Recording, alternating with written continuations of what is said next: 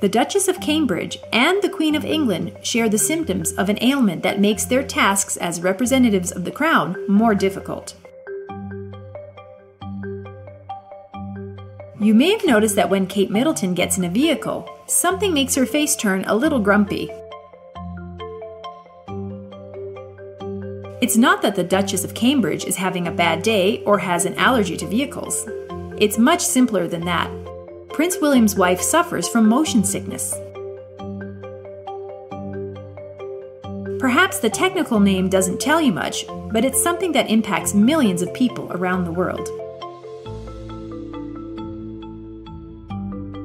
Motion sickness is a fairly common problem that occurs in people when they travel by car, train, plane, and especially by boat.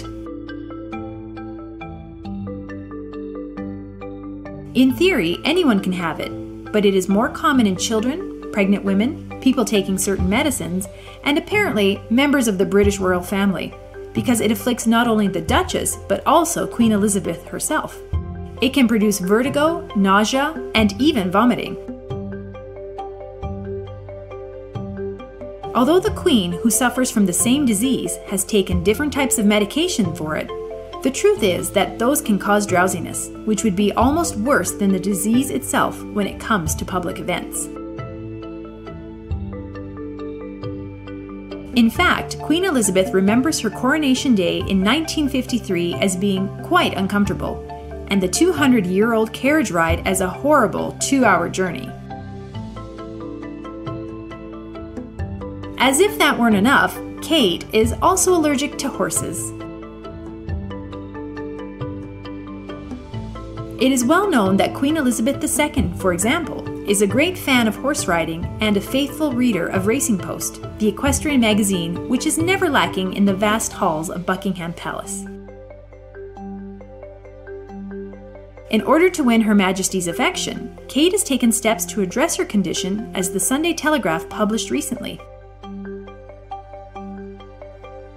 Kate has sought out medical advice. She is very willing to overcome it, said a friend of Kate's, whose name was not disclosed.